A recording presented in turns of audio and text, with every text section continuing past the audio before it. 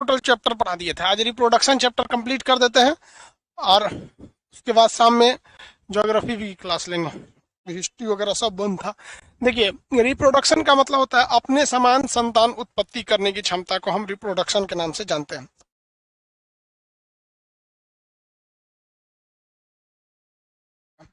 देखिए, रिप्रोडक्शन दो टाइप का होता है। रिप्रोडक्शन को हिंदी में कहते हैं प्रजनन। रिप्रोडक्शन को हिंदी में क्या कहेंगे? प्रजनन कहेंगे। प्रजनन, इंग्लिश में इसे रिप्रोडक्शन कहते हैं।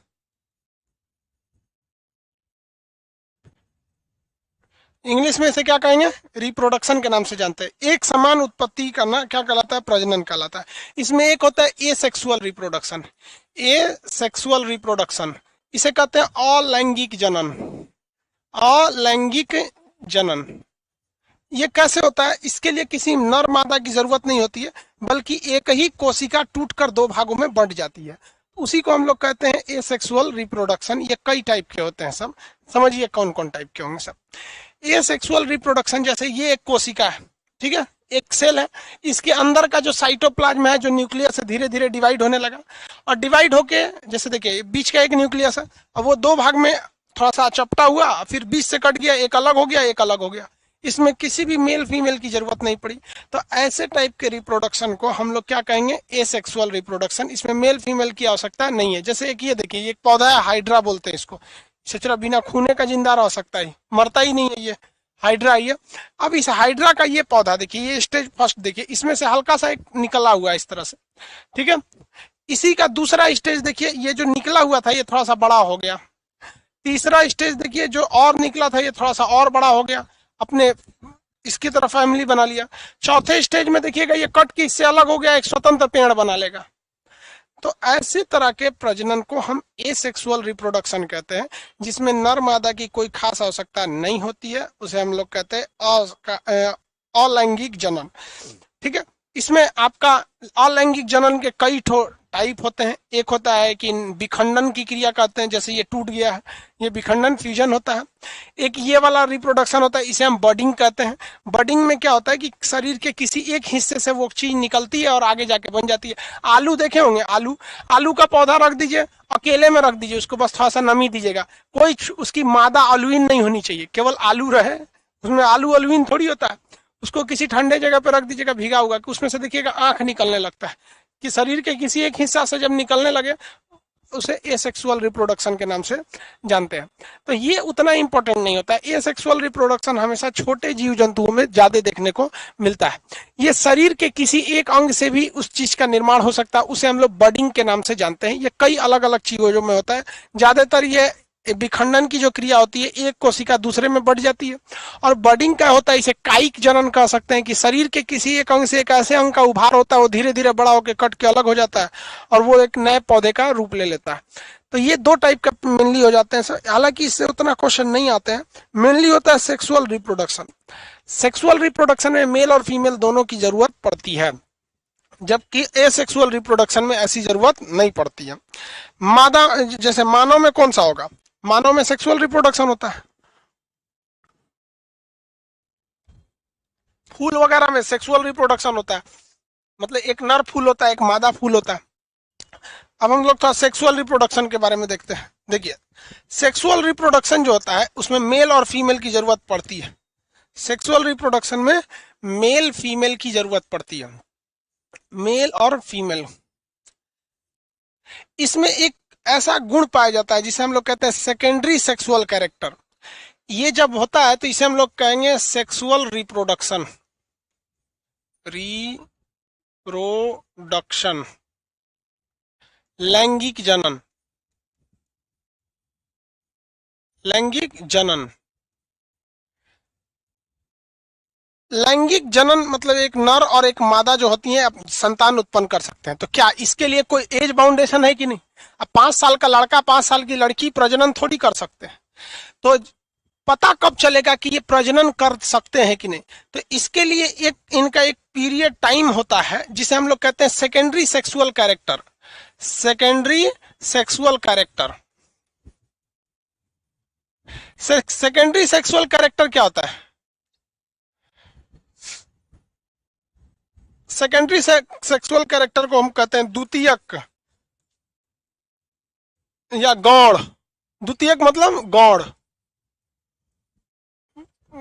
गौण लैंगिक जनन। गौण लैंगिक कैरेक्टर का मतलब होता है क्या चीज, अरे उसका पहचान एक तरह से कह सकते हैं। ये क्या चीज होता है secondary sexual character? Secondary sexual character उसे कहते हैं जिसको देखकर या जिसे सुनकर आप ये आभास कर सकते हैं कि ये लड़का है या लड़की है। समझ में? जैसे एक छोटा लड़का है, उसको फ्रॉक पहना देंगे तो लड़की लगने लगेगी, और कोई छोटी लड़की है उसको जीन्स बना दीजिए तो लड़का लगने लगेगा। तो आखिर पता कैसे चलेगा कि ये लड़का है कि लड़की, जब तक उसमें सेकेंडरी सेक्सुअल कैरेक्टर नहीं आता है। जैसे मेल के अंदर सेकेंडरी सेक्सुअल कैरेक्टर क्या आ जाते हैं, इसका दाढ़ी आने लगता है मेल का। ये दाढ़ी क्या चीज है, सेकेंडरी सेक्सुअल कैरेक्टर है। दाढ़ी देख के बता देंगे ना जी लड़का है कि लड़की है, सेकेंडरी सेक्सुअल कैरेक्टर। इसके गर्दन पे एक उभार आ जाता है जिससे कि इसकी ये घाटी निकल जाती है। आवाज क्या हो जाता है, भारी हो जाता है। साउंड से इसके बता सकते हैं आवाज क्या हो जाता है, भारी हो जाता है। इसके बदन पे बाल आने लगते हैं, छाती पर, पेट पर, शरीर पर, अलग अलग जगह पे ऐसे शरीर पर बाल आने लगते हैं। तो ये क्या होता है सेकेंडरी सेक्सुअल कैरेक्टर, इसे को कहा जाता है। इससे कि आप लड़का लड़की में इजीली डिफाइन कर सकते हैं। लड़कियों में भी सेकेंडरी सेक्सुअल कैरेक्टर आता है, उनकी आवाज पतली होने लगती है, उनका ब्रेस्ट उभार होने लगता है, मेंसुरेशन साइकिल स्टार्ट हो जाती है, फीमेल में मेल में स्पर्म बनने लगता है। तो ये इस क्रिया को हम लोग कहते हैं सेकेंडरी सेक्सुअल कैरेक्टर। हालांकि ये तो नॉर्मल चीज है, इसको सब लोग जानते हैं। अब हम लोग सेकेंडरी सेक्सुअल कैरेक्टर में अब हम जननांग के बारे में पढ़ते हैं। किसके बारे में, जननांग के बारे में। तो जनन करने की क्रिया में जो भाग लेता है उसे जननांग कहते हैं। क्या कहेंगे, जननांग। जनन की क्रिया में भाग लेगा उसे क्या कहेंगे, जननांग। रिप्रोडक्टिव ऑर्गन्स, अब ये रिप्रोडक्टिव ऑर्गन्स मेल में अलग और फीमेल में अलग होते हैं। मेल और फीमेल दोनों का अलग अलग देखते हैं। मेल और फीमेल में मेल का जो जनन अंग है वो शरीर के बाहर होता है, शरीर के बाहर, जबकि फीमेल का जनन अंग, मुख्य जनन अंग शरीर के अंदर होता है। मुख्य जनन अंग शरीर के अंदर, मेल में शरीर के कहाँ होता है, बाहर होगा। इस मेल में मुख्य जनन अंग जो होता है वो टेस्टिस होता है। टेस्टिस की संख्या 2 होती है, टेस्टिस की संख्या 2 होती है। यही मेन जनन अंग है, ये मेन जनन अंग है टेस्टिस। इसकी संख्या कितनी होती है भाई, 2। मेल में कितने टेस्टिस, 2। फीमेल में ओवरी होती है टेस्टिस की जगह पे, ये टेस्टिस हो गया। टेस्टिस को सेफ्टी देने का काम, इसके बाहर एक मांस होता है जिसे हम लोग कहते हैं इपिडिडिमिस। वो आपके काम लायक नहीं है इपिडिडिमिस, वो मेडिकल के लड़के जो रहते हैं उनको बायोलॉजी ज्यादा पूछता है। ये क्या हो गया, टेस्टिस। टेस्टिस से नसें निकली रहती हैं, 2 नसें, ये नसों को हम लोग कहते हैं वैस्क डिफरेंस। इस नसों को हम लोग कहते हैं वैस्क डिफरेंस। ये आगे जाकर पेशाब की नली में मिल जाती है पेनिस के थ्रू, ये पेशाब की नली में जाके मिल जाती है पेनिस पे। अब ध्यान दीजिए, मेल के अंदर मेन रिप्रोडक्टिव ऑर्गन जो होता है वो ये टेस्टिस होता है। टेस्टिस, इसे कहते हैं वृषण। ये मुख्य जननांग है, इसी के अंदर स्पर्म बनता है, और ऊपर तो किडनी के थ्रू पेशाब आ रहा है, ऊपर से तो पेशाब आ रहा होता है किडनी के थ्रू, तो पेशाब भी पेनिस के रास्ते बाहर चला जाएगा। और इस टेस्टिस के अंदर 2 चीजें बनते हैं, स्पर्म और टेस्टोस्टेरोन। वो इसी के रास्ते, इस वैस्क डिफरेंस के रास्ते वो किससे चले जाते हैं, पेनिस से बाहर चले जाते हैं। ठीक है, इसे हम लोग क्या कहते हैं, सिस्म कहते हैं, सिस्म। सिस्म, पेनिस को हिंदी में क्या कहेंगे, सिस्म कहेंगे। और ये है हमारा, ये क्या चीज हो गया भैया, ये वैस्ट डिफरेंस। वैस्ट डिफरेंस, ध्यान से अब इसमें समझिएगा। अगर आपसे क्वेश्चन पूछा जाए कि मेल रिप्रोडक्टिव सिस्टम का मेन ऑर्गन कौन है, यानी मुख्य नर जननांग पेनिस होता है या टेस्टिस होता है, तो ये कुछ पेनिस का केवल काम होता है स्पर्म को आगे पहुंचा देना या पेशाब को बाहर निकालना। ये मुख्य जननांग नहीं है, मुख्य जनन अंग टेस्टिस होता है। बैल जो होता है ना, बैल जब पैदा होता है तो साढ़ होता है, साढ़, लेकिन उस साढ़ में क्या निकाल दिया जाता है, दोनों टेस्टिस निकाल दिया जाता है, तो बैल हो जाता है। अब उसके पास जनन की क्षमता खत्म हो जाती है। बकरी का जो बच्चा होता है ना, बकरा जिसको बोलते हैं ना, बोकवा, महकते रहता है जो, तो बोकवा के अंदर ये टेस्टिस होता है, लेकिन लोग उसे पालते नहीं, 1-2 आदमी ऐसे छोड़ देता है।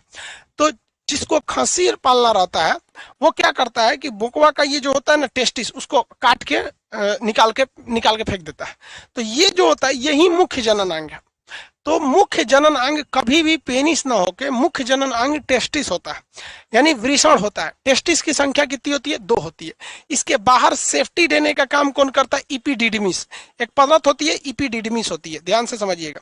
इसके बाहर एक परत होती है मांस की, इपीडिडमिस कहते हैं उसे। क्या कहेंगे? इपीडिडमिस। लिख देते हैं यहाँ पर इपीडिडमिस। कभी कभी क्या होता है, इस टेस्टिस पर मेल को चोट लग जाने की वजह से इस टेस्टिस का आकार बड़ा हो जाता है, इसमें फ्लूइड यानी पानी भर जाता है, लिक्विड भर जाता है इसमें, जिस वजह से टेस्टिस का साइज बड़ा हो जाता है एक नॉर्मल स्टेज, जिसे हाइड्रोसिल की बीमारी कहते हैं। इस बीमारी में मेडिकल वगैरह में उसे छांट दिया जाता है। ऐसे एज यूजुअल उसे बहुत ज्यादा कोई मतलब सीरियस बीमारी में इसे नहीं गिना जाएगा, but military and army defence sector में इसे क्या कहा जाता है भैया? अनफिट कर दिया जाता है। तो ये इपीडिडमिस में स्वेलिंग वगैरह आ जाती है।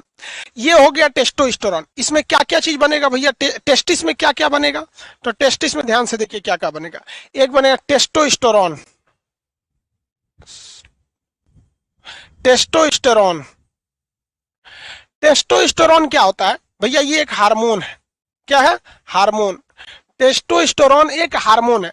अब ये टेस्टिस, दूसरा इसमें क्या बनेगा? स्पर्म। स्पर्म बनेगा। क्या बनेगा? स्पर्म, बीज बोलते हैं इसे, उसे स्पर्म, शुक्राणु, शुक्राणु, ठीक है, शुक्राणु। 2 चीज बनते हैं किसमें? टेस्टिस में। अब मेरी ओर ध्यान से देखिए, जब कभी भी टेस्टिस से स्पर्म को बाहर आना होता है वो किस नस के थ्रू आएगा? वैस नामक नस के थ्रू आएगा। वैस नामक नस के थ्रू आता है और पेनिस से बाहर वो चला जाता है। अगर टेस्टोस्टेरोन भी बनते रहता है इसमें, और वो टेस्टोस्टेरोन बाहर कैसे आएगा? इस वैस डिफरेंस से बाहर आएगा। किससे आएगा? इस वैस, पूरा नाम होता है इसका वैस डिफरेंस। किधर से? पेनिस से बाहर निकल जाएगा। टेस्टोस्टेरोन एक हार्मोन होता है, इसकी वजह से बदबू वगैरह भी आती है। कुत्ते में, शेर में, जानवरों में टेस्टोस्टेरोन की मात्रा भी, को सूंघने की क्षमता होती है। एक नॉर्मल आदमी टेस्टोस्टेरोन को नहीं सूंघ सकता है, लेकिन कुत्ते, बिल्ली, जानवर किसे सूंघ लेते हैं? टेस्टिस से निकलने वाला टेस्टोस्टेरोन को। इसलिए कुत्तों को देखिएगा, वो अपना एरिया पे बाउंड्री बनाते हैं, उस एरिया पे जाके वो पेशाब कर देते हैं। उन्हें पता है कि उनके टेस्टिस में क्या बन रहा है? टेस्टोस्टेरोन। और हर इंसान, मतलब कुत्तों की टेस्टोस्टेरोन को सूंघने की क्षमता होती है। वो समझ जाएगा कि ये दूसरे मोहल्ला का कुत्ता है, हम लोग, उससे मोहल्ला डिसाइड हो जाता है। अब मान के चलिए कोई मोहल्ला है, तो ऐसे एरिया है, तो सब कोनवा पे जा जाके थोड़ा थोड़ा अलग अलग कुत्ता, उस मोहल्ला के जितना कुत्ता है सब पेशाब कर देंगे सब, कि भैया ये मेरा मोहल्ला है। अब इसमें दूसरा कुत्ता आएगा तो सूंघते हुए आएगा, कहेगा इस ससुरा का तो नहीं, तो दूसरे का मोहल्ला है आप, तो इसलिए वो उसमें एंट्री नहीं करता है। कभी कभी इन कुत्तों से गलती हो जाता है। मान के चलिए कि उन्हें यहाँ बाउंड्री बनानी है, कुत्तों को अपनी बाउंड्री बनानी है, और उस बाउंड्री पर वहां पर किसी ने अपनी मोटरसाइकिल रात में खड़ी कर दी या दिन में खड़ी कर दी, या वहां पर अपनी कार खड़ा कर दिया, और कुत्तों को लगा कि भैया ये यहाँ से जाएगा नहीं मोटरसाइकिल या कार, एक काम करते हैं इसी पर पेशाब कर देते हैं। वह कुत्ते वगैरह किस पे पेशाब कर देते हैं? इसी पर पेशाब कर देंगे। अब यहाँ पेशाब कर देंगे, बाउंड्री कहाँ बन गई भैया? इस कार या मोटरसाइकिल पे बन गई। अगले 1-2 दिन बाद मोटरसाइकिल या कार वाला आएगा, अपने कार लेके जाएगा। अब भैया उसके कार या मोटरसाइकिल पर कुत्ते ने पेशाब कर रखा, और वो जिस जिस मोहल्ले में जाएगा वो कुत्ता सूंघ लेगा, से साला दूसरा कुत्ता आ रहा है। उसको लगता है कि मोटरसाइकिल के अंदर कोई कुत्ता बैठा होगा, या फिर कार के अंदर बैठा होगा तभी महक रहा है। इसलिए देखिएगा, सारे मोटरसाइकिल को कुत्ते नहीं दौड़ाते हैं, या जितनी कार जाएगी सबको नहीं दौड़ाएंगे। जिस कार पर रात में कुत्ता पेशाब किया होगा उसी को ये लोग दौड़ाते हैं। तो इस टेस्टोस्टेरोन हो गया। टेस्टोस्टेरोन जो होता है ये मेल में ही पाया जाता है, फीमेल में नहीं पाया जाता। इसलिए जंगल में जो मिलिट्री जाती है तो उसे ट्रेनिंग दिया जाता है कि अगर आप जंगल में कहीं कैंप कीजिएगा ना, तो जहां सोइएगा उसके इधर उधर थोड़े थोड़े दूरी पर पेशाब कर दीजिएगा। इस पेशाब करने से क्या होता है, जंगली जानवर सूंघते हैं, उन्हें लगता है किसी दूसरे जानवर का इलाका है, वो इसे अनजान जगह में घुसना नहीं चाहते हैं। तो ये हो गया आपका टेस्टोस्टेरोन। ठीक है, टेस्टोस्टेरोन ये उत्तेजित हार्मोन है, उत्तेजना उत्पन्न करता है। अब ये दाढ़ी वगैरह में टेस्टोस्टेरोन बनने लगता है तो दाढ़ी मोछ सब आने लगते हैं, ये सेकेंडरी सेक्सुअल रिप्रोडक्शन का हिस्सा होता है। स्पर्म आपको समझते हैं, स्पर्म एक बाल मेल का स्पर्म जो होता है लगभग 5 से 7 ml शरीर से बाहर आता है, उसमें लगभग 20 लाख स्पर्म होते हैं। एक 7 ml स्पर्म में लगभग 20 लाख शुक्राणु होते हैं। शुक्राणुओं का आकार इस टाइप का होता है, ऐसे 20 लाख शुक्राणु पाए जाते हैं। एक बार के स्पर्म के शरीर से बाहर आने पर जो स्पर्म की टोटल संख्या होती है, स्पर्म काउंट लगभग 20 लाख आ जाते हैं। इतने छोटे छोटे होते हैं। और इस 20 लाख में 2 कैटेगरी के होते हैं, एक पूंछ वाले, एक बिना पूंछ वाले। तो लमसम आधा पूंछ वाले, आधा बिना पूंछ वाले। जनन का कार्य केवल पूंछ वाले कर सकते हैं, बिना पूंछ वाले नहीं कर सकते हैं, क्योंकि पूंछ वाला अपने पूंछ के दम पे ही आगे भागता है। पूंछ वाला ही अपने पूंछ के दम पर ही आगे भागता है। ये रही बात मेल रिप्रोडक्टिव सिस्टम की। अब हम आपसे पूछते हैं सवाल, मेल रिप्रोडक्टिव सिस्टम में सबसे मुख्य अंग पेनिस का या फिर टेस्टिस का? तो आपका जवाब होना चाहिए किसका? टेस्टिस का। पेनिस केवल क्या करता है? पेशाब को बाहर आने का रास्ता देता है और स्पर्म को अंदर मादा के शरीर में पहुंचाने का बस एक मार्ग प्रदान करता है, बाकी ये मुख्य अंग नहीं है। एक बात बताइए, किसी मानव या किसी जानवर से अगर आप चाहते हैं कि ये मतलब रिप्रोडक्शन ना कर सके, बच्चे को जन्म ना दे सके, तो अगर आपने क्या काट दिया, पूरा दोनों टेस्टिस निकाल दिए, जैसे टेस्टिस निकाल देंगे तो उसका टेस्टोस्टेरोन बनाने वाला चीजें खत्म हो जाएगा, वो टेस्टोस्टेरोन बना ही नहीं पाएगा और ना ही वो क्या बना पाएगा, स्पर्म बना पाएगा। तो उसके अंदर से उत्तेजना ही खत्म हो जाएगी। वो फीमेल को देखेगा, उसे कोई मतलब नहीं है। जैसे देखते हैं बैल, सबको कोई मतलब नहीं रहता है, गाय है क्या है कोई मतलब नहीं। खस्सी सबको देखते हैं, कितना सुंदर बकरी आ जाएगी, नहीं देखेगा सब। समझ में? क्यों? क्योंकि उत्तेजना के लिए टेस्टोस्टेरोन का होना जरूरी है और टेस्टोस्टेरोन जो होता है वो टेस्टिस में बनता है। तो अगर आप किसी का परमानेंट नसबंदी करना चाहते हैं तो उसको क्या कर दीजिए, टेस्टिस से काट दीजिए। जैसे ये क्रिया जानवरों में होती है। किसमें? जानवरों में। पुरुष में ऐसा नहीं होगा, होने का तो हो ही जाएगा, लेकिन भैया पुरुष बर्बाद हो जाएगा। तो डॉक्टरों ने एक बीच का उपाय किया पुरुषों के लिए। उसने क्या किया, इस नस को ही ब्लॉक कर दिया। किसको? इस नस को ब्लॉक कर दिया। इस नस को क्या कर दिया? ब्लॉक कर दिया, काट के ऑपरेशन कर दिया इसको। ये सब कुछ शरीर में ही रहेगा, बस इस नस को ब्लॉक कर दिया। ठीक है। अब स्पर्म का जीवन काल 20 से 30 मिनट होता है। तो अब ये स्पर्म जो है 20 से 30 मिनट बाद इसके जो स्पर्म होते हैं ये मर जाते हैं।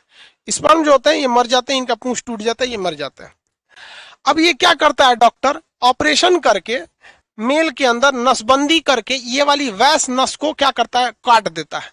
अब स्पर्म बनेगा, अब वो आने का रास्ता ही नहीं है। 20 मिनट बाद वो क्या हो जाएगा, खराब हो जाएगा। स्पर्म किसी काम का नहीं रह गया, 20 मिनट बाद खराब हो जाएगा।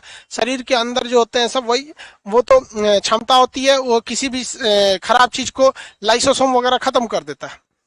तो मेल के अंदर नसबंदी करने के लिए टेस्टिस को काटना चाहिए या वैस को काटना चाहिए? तो भाई टेस्टिस को काटेंगे तो दूसरे दुनिया में चल जाएगा। क्या काटा जाता है? वैस। इसलिए इस चीज को वैस्कोटॉमी कहते हैं। वैस्कोटॉमी क्या कहेंगे? वैस्कोटॉमी। जब हम वैस को काटते हैं तो उसे क्या कहा जाता है? वैस्कोटॉमी। वैस काटने की क्रिया को क्या कहते हैं? वैस्कोटॉमी के नाम से जानते हैं। किसी को कोई दिक्कत? वैस्कोटॉमी। इपिडिडमिस कहाँ पाया जाता है? तो भैया इपिडिडमिस जो होता है ये पाया जाता है टेस्टिस के बाहर। मुख्य जनन अंग टेस्टिस। टेस्टिस में बनने वाले 2 चीज, एक हार्मोन बनेगा टेस्टोस्टेरोन, एक स्पर्म बनेगा शुक्राणु। इसे बाहर निकालने वाली नस का नाम वैस डिफरेंस। अगर इस नस को काट देंगे तो ना स्पर्म बाहर आएगा ना आपका टेस्टोस्टेरोन रहेगा। बनेगा जरूर, उत्तेजना होगी, लेकिन मतलब वो काम नहीं कर पाएगा। यहाँ पर पेनिस सेकेंडरी है, वो मुख्य जनन अंग नहीं है। ठीक है। सेम ऐसे ही कंसेप्ट होता है फीमेल में। सेम टू सेम फीमेल में भी सेम कंसेप्ट होता है, लेकिन फीमेल में एक चीज डिफरेंस हो जाता है। देखिए ध्यान से, यहां पर जंक्शन पॉइंट मेल में इसी नली से पेशाब आएगा और यहीं से स्पर्म आएगा। यहाँ ऊपर से किडनी से इसी ग्लैंड के पास से क्या आएगा, पेशाब आएगा, और यहीं से स्पर्म आएगा। लेकिन फीमेल में ऐसा नहीं होता, उसमें पेशाब के लिए अलग, और फीमेल में स्पर्म न बन के ओवम बनता है तो ओवम के लिए अलग होता है। तो अभी हम ये जननांग समझ जाते हैं, फिर जब जननांग समझ जाएंगे तब समझेंगे कि लड़का कैसे होता है। फिर लड़के में भी ससुरा झमेला क्या है कि लड़का की झिल्ली में रहता है, अल्ट्रासाउंड से कैसे पता चलता है, नॉर्मल डिलीवरी कैसे होती है। उसके बाद भी ससुरा एक वही झमेला होता है कि सेरोगेट मदर क्या है। सेरोगेट मदर समझ जाएंगे तो एक नया झमेला हो जाता है कि ससुरा टेस्ट ट्यूब बेबी क्या है। फिर आईवीएफ बेबी यानी इन विट्रो बेबी किसे कहा जाता है। उसके बाद जुड़वा बच्चे कैसे होते हैं। जुड़वा में भी ससुरा समस्या क्या है कि जुड़वा दो टाइप का होता है, एगो का शकलिया एक जैसा मिलता है और कुछ कुछ ऐसा जुड़वा होता है सब जिसका शकल एक जैसा नहीं मिलता है। ठीक है, तो अब हम लोग फीमेल जननांग को देखते हैं। ये था पुरुष जननांग, नर जननांग।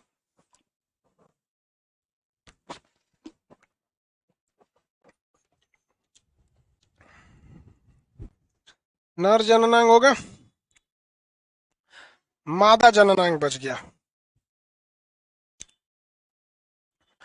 ना। मादा जननांग के बारे में चलते हैं।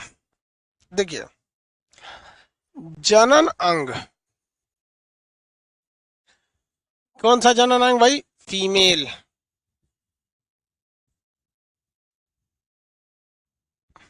फीमेल जननांग के बारे में देखते हैं। जिस तरह से मेल में अगर देखेंगे तो दो ठो क्या था, टेस्टिस था, एक तो आपका दो ठो वैस ट्यूब था। टेस्टिस की संख्या मेल में 2, वैस नामक नसों की संख्या 2, और ये निकले कैसे, पेनिस से। किडनी से जो आया था वो भी इसी पेनिस के रास्ते चला गया था। लेकिन फीमेल में थोड़ा सा, ज्यादा का नहीं थोड़ा सा का डिफरेंस है। देखिए, फीमेल में भी 2 ठो ओवरी होता है। फीमेल वाला फिगर ही होगा, बना देते हैं। देखिए,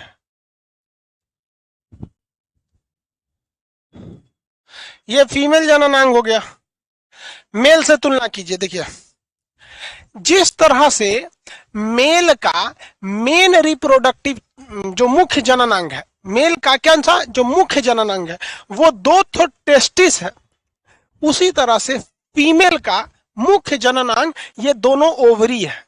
क्या भाई, ओवरी है। महिला का मुख्य जनन अंग कौन सा है, ओवरी है। कौन है, ओवरी है। पुरुष का मुख्य जनन अंग कौन सा है, ओवम है। सॉरी, ओवम कर रहे हैं, टेस्टिस है। कौन सा है, टेस्टिस। टेस्टिस में कितने तरह का हार्मोन, 2 तरह का, टेस्टोस्टेरोन और एगो स्पर्म बन जाए। मादा का मुख्य जनन अंग कौन सा है, तो ये ओवरी है। कौन सा है, ओवरी है। ये बताओ, दोनों टेस्टिस से अलग अलग नसें निकली थी जिसे हम लोगों ने क्या कहा था, वैस। क्या कहा था, वैस। उसी तरह से दोनों ओवरी से अलग अलग नसें निकलती हैं। इन नसों को कहा जाता है फॉलोपियन ट्यूब। इन नसों को कहा जाता है फॉलोपियन ट्यूब। इन नसों को क्या कहा जाता है, फॉलोपियन ट्यूब। फॉलोपियन ट्यूब, 2 नसें होती हैं, दोनों को क्या कहते हैं, फॉलोपियन ट्यूब। नर का मुख्य जननांग क्या होता है, टेस्टिस। मादा का मुख्य जननांग क्या होता है, ओवरी। टेस्टिस से आने वाली नसों को वैस डिफरेंस, जबकि ओवरी से आने वाली 2 नसों को हम क्या कहते हैं, फॉलोपियन ट्यूब। क्या कहेंगे, फॉलोपियन ट्यूब। ठीक है, अब यहां पर हो जाता है ये हो गया ओवरी, ये बीच वाला हो जाता है यूट्रस। ये बीच वाला क्या होता है, यूट्रस। बीच वाला यूट्रस, ये बीच वाला क्या हो गया, यूट्रस हो गया। अब एक बात बताओ, बच्चा कहाँ रहता है, जो बच्चा माँ के पेट में जन्म लेता है वो 9 महीने तक कहाँ पे रहता है, पेट में नहीं रहता है, यूट्रस में रहता है। पेट में तो खाना खाते हैं लोग, कहाँ रहता है, यूट्रस में रहता है। कहाँ रहता है भैया, यूट्रस में रहता है। कहाँ रहेगा, यूट्रस में रहेगा। आगे बढ़ जाए, किसी को कोई दिक्कत नहीं। यूट्रस का आखिरी हिस्सा क्या कहलाता है, सर्विक्स कहलाता है। यूट्रस का आखिरी हिस्सा क्या कहलाता है, सर्विक्स, कर्विक्स कहलाता है। कर्विक्स के बाद नीचे से वजाइना स्टार्ट हो जाती है। अब यहां पर 2 नसें होती हैं, एक कर्विक्स का हिस्सा जो जाता है, अब यहां पहले एक एक करके समझते हैं, एक ही बार में नहीं, धीरे धीरे। ओवरी, मादा का मुख्य जननांग कौन सा होता है? ओवरी। क्या होता है भैया? ओवरी। मादा का मुख्य जननांग क्या होता है? ओवरी। ओवरी में क्या बनता है? ओवम। ओवरी में क्या बनता है? ओवम। ओवरी में क्या बनेगा? ओवम। ओवम को हिंदी में क्या कहते हैं? अंडा। जबकि मेल के टेस्टिस में क्या बना था? टेस्टोस्टेरोन और स्पर्म बना था। देखो भैया, ये बनेगा ओवम। इस महीने ओवम इधर बनेगा तो अगले महीने ओवम इधर बनेगा। क्या फीमेल में एक ओवरी होती है या दो ओवरी? तो आंसर आएगा दो ओवरी। कौन सा ऐसा जीव है जिसके पास एक ओवरी पाई जाती है? तो एक जीव है जिसका नाम है, मतलब पक्षी, जितने भी पक्षी होते हैं उनमें एक ही ओवरी पाई जाती है, क्योंकि वो अगर ओवरी दोनों रहेंगे तो उनका शरीर भारी हो जाएगा और वो उड़ नहीं पाएंगे। तो जितने भी पक्षी होते हैं, पक्षी मतलब होता है कि बर्ड्स, वो बर्ड्स के में एक ही ओवरी पाई जाती, जबकि गाय, भैंस, बकरी, जानवर, जितने मानव वगैरह, इनकी जो मादाएं होती है उनमें दो दो ओवरी पाई जाती है। ओवम जो बनता है वो एक महीने इस ओवरी से, अगले महीने दूसरी ओवरी से, एक महीने इस ओवरी से, अगले महीने दूसरी ओवरी से। अब ध्यान से समझिए, मेरी ओर ध्यान दीजिए बाबू। टेस्टिस में बना था स्पर्म। इस स्पर्म को ले जाने वाली नस का नाम था वैस। क्या नाम था? वैस। अब आप आंसर दीजिए कि इस ओवरी में बनने वाले ओवम को ले जाने वाली नस का क्या नाम होगा? इस ओवरी में बनने वाली नस को ले जाने वाले का नाम क्या होगा? इस नस का नाम फॉलोपियन ट्यूब, वो तो लिखा ही हुआ है फॉलोपियन ट्यूब। तो देखिए कॉमन लेते चलिए, एकदम कॉमन कॉमन। देखिए, पुरुष में स्पर्म बनेगा दोनों टेस्टिस में, मादा में ओवम बनेगा ओवरी में, एक बार इस ओवरी में एक बार इसमें। स्पर्म को ले जाने वाले नस को कहेंगे वास्ट डिफरेंस, ओवरी को ले जाने, ओवम को ले जाने वाले नस को कहेंगे फॉलोपियन ट्यूब। अगर मेल के अंदर, अगर पुरुष के अंदर इस वैस डिफरेंस नामक नस को काट दें तो पुरुष की हो जाती है नसबंदी, और अगर महिला में ये ट्यूब को काट दें, फॉलोपियन ट्यूब को काट दें, तो हो जाती है नलबंदी, क्योंकि इसमें एक पतला नस था, इसमें एक मोटी नली है, इसलिए पुरुष वाले को कहते हैं नसबंदी और महिला वाले को कहते हैं नलबंदी। इंग्लिश में इसका वैस काटा गया तो वैस्कोटॉमी, इसमें ट्यूब काटा गया तो ट्यूबेकोटॉमी। याद रखिएगा, ट्यूबेकोटॉमी महिला नसबंदी, वैस्कोटॉमी पुरुष नसबंदी। महिला नसबंदी को नलबंदी कहते हैं, पुरुष नसबंदी को नसबंदी कहते हैं। दोनों में एक बहुत बड़ा डिफरेंस नहीं होता है, सिमेट्रिक देखने को मिलता है आपको। चलिए बाबू, अब हम लोग इसको काटते नहीं है, आगे बढ़ते हैं। किस काटते नहीं है, आगे बढ़ते हैं। पहले हम लोग मेंसुरेशन साइकिल को यहाँ हम लोग समझ जाते हैं, एक रफली व्यू। मेंसुरेशन साइकिल यानी पीरियड या मासिक चक्र जिसे कहते हैं, ये क्या होता है? ध्यान से समझिए। ओवम जो होता है, ये ओवम ओवरी में बनता है। ओवम किस में बनता है? ओवरी में। इसे बनने में लगभग 7 दिन लग जाते हैं, एक 1 वीक मान के चलिए। तो जब इसमें बन रहा होता है, इसमें बन रहा होता है, उस दौरान इसमें नहीं बनता है। क्या दोनों ओवरी एक साथ काम करते हैं? नहीं। अगर करेगा तो अपवाद में गिनती आ जाएगा, बीमारी में चला जाएगा। आजकल ससुरा कोनो बीमारी हो जा रहा है।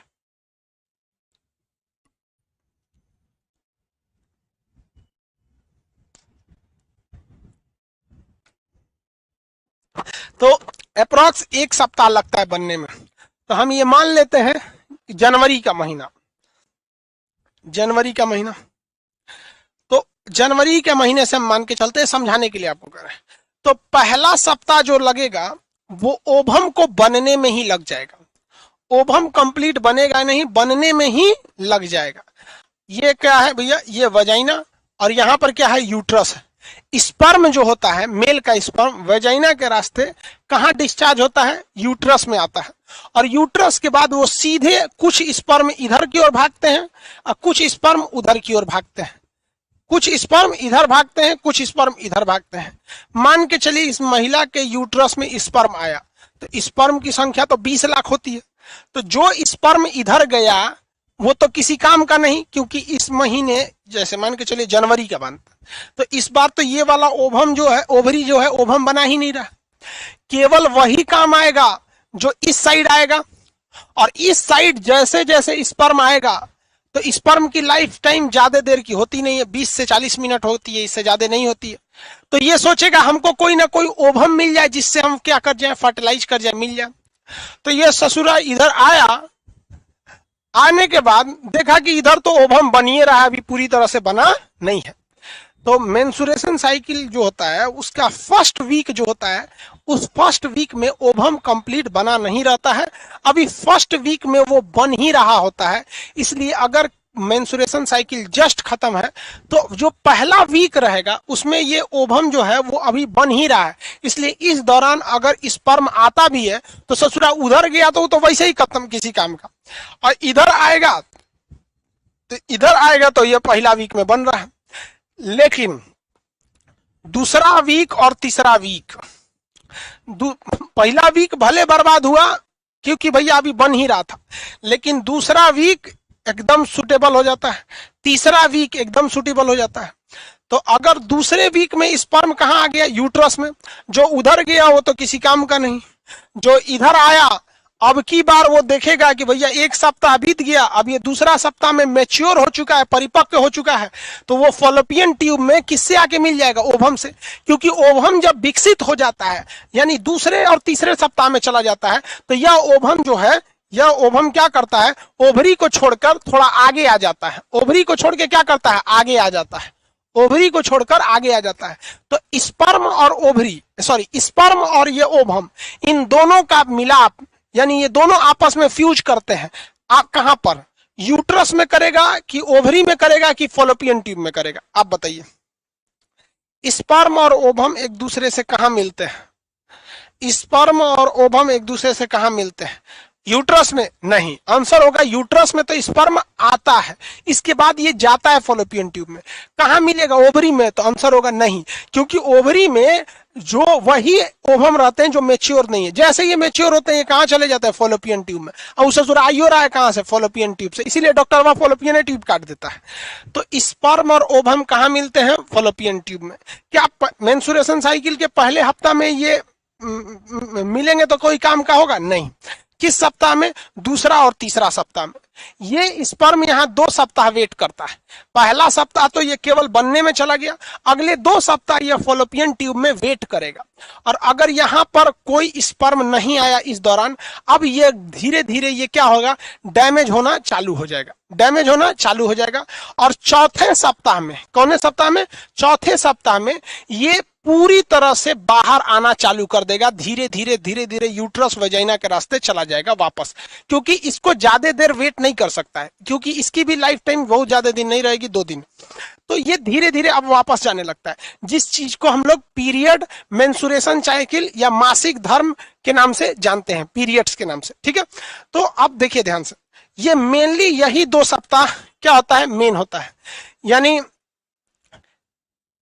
अब समझ रहे हैं यहाँ पे, मेरी ध्यान से देखो, पहला सप्ताह तो बनने में ही खत्म हो गया, और मेन रिप्रोडक्शन यानी प्रेगनेंसी की संभावना ज्यादा हो जाएगी दूसरे और तीसरे सप्ताह में। हालांकि डॉक्टर इसका एक्यूरेट फॉर्मूला रखे रहते हैं, आपको डॉक्टर थोड़े ना हम यहाँ बना रहे हैं, डॉक्टर बनना है तो नीट के एग्जाम में तैयारी कीजिए, एम्स में, या नौकरी लेना है, डॉक्टरी नहीं करना है, ठीक है। तो वो लोग का एक अलग फॉर्मूला होता है, हम आपको एक रफली आइडिया बता रहे हैं। तो दूसरे से तीसरे सप्ताह में इसमें फर्टिलाइजेशन की संभावना ज्यादा होती है, दूसरे सप्ताह में 80% चांसेज है कि प्रेगनेंसी हो जाएगी, तीसरे सप्ताह में थोड़ा सा घट जाता है, चौथे सप्ताह में 2 से 5% बचता है, क्योंकि यहाँ तो मेंसुरेशन साइकिल अब तब हुआ रहता है कि अभी भी कभी भी आ सकता है, क्योंकि ये खराब हो चुका है, अब निकल मतलब पीरियड के रास्ते शरीर के बाहर निकल जाएगा। समझ में आ गया कि नहीं आ गया। तो प्रेगनेंसी के लिए जो टाइमिंग जो जिसे सुटेबल माना गया है वो पीरियड, देखिए पीरियड के 7 दिन पहले या 7 दिन बाद, ये टाइम पे प्रेगनेंसी नहीं होती है। 7 दिन पहले, मान के चले किसी को 10 तारीख को पीरियड है, तो उससे 7 दिन पहले और पीरियड के 7 दिन बाद उसको मेंसुरेशन साइकिल, मतलब वहां पे जो ओवम रहेगा वो खत्म हो चुका रहेगा। अब देखिए, मान के चलिए ये जनवरी के चौथे हफ्ता में इसको मेंसुरेशन साइकिल हुआ, इसको स्पर्म नहीं हुआ, अब ये खत्म हो गया। अब इस बार ये नहीं बनाएगा, अब इस बार ये वाला नहीं बनाएगा, अब यहां से पीरियड से चला गया, खत्म हो गया पीरियड के रास्ते। अब ये वाला कहेगा कि इस बार अब हम बनाएंगे, इस बार क्या बनाएगा, हम बनाएगा। तो पीरियड जिस दिन आया उसके पीरियड खत्म होने के अगला एक सप्ताह, पीरियड जैसे ये वाला पीरियड हुआ, ये खत्म हो गया, इसके अगला एक सप्ताह तो अब ये वाला ही बनाएगा, अगला एक सप्ताह कौन बनाएगा, इधर वाला बनाएगा। तो जैसे ये पीरियड खत्म हुआ, पीरियड खत्म होने के 7 दिन पहले, जस्ट 7 दिन पहले, ये किसी काम का नहीं बचा था क्योंकि अब ये खराब होने वाला था, और जैसे यहां निकल के खत्म हो गया, पीरियड खत्म, अब कौन बनाएगा, ये वाला। और इसी दौरान जैसे यहाँ पीरियड खत्म हुआ है, इसके पहला ही सप्ताह अगर स्पर्म आता है तो स्पर्म जो इधर जाएगा आपकी बार तो किसी काम का नहीं, क्योंकि इस बार ये वाला बनाएगा नहीं, जो इधर आएगा वही काम करेगा। वो देखेगा, सोचा फॉलोपियन ट्यूब तो खाली है, तो ये सोचेगा अंदर देखते हैं, यहाँ तो अभी ये मेच्योर ही नहीं हुआ है, तो ये भी किसी काम का नहीं रह जाएगा। लेकिन काम का कब रहेगा, दूसरा और तीसरा सप्ताह में ये मेच्योर होके कहाँ आ जाते हैं, फॉलोपियन ट्यूब में। मेच्योर होके कहाँ आ जाते हैं, फॉलोपियन ट्यूब में। अगर दूसरा या तीसरा सप्ताह में स्पर्म आया और इससे फ्यूज कर गया, तब यहां पर ये दोनों क्या हो जाते हैं, मिल जाते हैं और आगे प्रेगनेंसी बढ़ने लगती है। लेकिन अगर दूसरा तीसरा सप्ताह भी नहीं हुआ, तब ये कहेगा कि नहीं, अब इसको मतलब पीरियड्स के रास्ते में बाहर कर देते हैं। तो चौथे सप्ताह में ये धीरे धीरे डिकम्पोज होने लगता है और 2-4 दिन मतलब ऐसे करके पीरियड से बाहर चला जाता है। समझ में आ गया कि नहीं आ गया। तो प्रेगनेंसी के लिए सूटेबल टाइम जो होती है पीरियड के दूसरे या तीसरे सप्ताह होती है, और सबसे कम चांसेज होती है प्रेगनेंसी के जस्ट 1 हफ्ता आगे या जस्ट 1 हफ्ता पीछे। चलो भाई, ये तो मेंस्ट्रुएशन साइकिल आप समझ गए, ठीक है। क्या किसी फीमेल की दोनों ओवरी एक साथ काम करती है, नहीं करती, दोनों ओवरी एक साथ काम नहीं करती है। महिला नसबंदी न होकर महिला नलबंदी होती है, उसमें फॉलोपियन ट्यूब को काट दिया जाता है। किसे काट दिया जाता है, फॉलोपियन ट्यूब को काट दिया जाता है। ये बताइए, स्पर्म और ओवम जहां मिलते हैं वो मिलते हैं फॉलोपियन ट्यूब में, चाहे वो इस साइड के फॉलोपियन ट्यूब में मिलेंगे, चाहे वो इस साइड के फॉलोपियन ट्यूब में मिलेंगे। किस में मिलेंगे, फॉलोपियन ट्यूब में, एफटी फॉलोपियन ट्यूब में मिलेंगे। ठीक है, आगे बढ़े, फॉलोपियन ट्यूब में मिलेंगे। एक चीज होता है निषेचन। निषेचन किसे कहते हैं, जब कभी भी स्पर्म किससे जाके मैच कर जाए, ओवम से मैच कर जाए। यानी स्पर्म का मतलब होता है शुक्राणु, किससे मैच कर जाए, अंडाणु से, अंडा यानी अंडाणु से, अंडाणु से मिल जाए, उसे कहते हैं निषेचन या फर्टिलाइजेशन।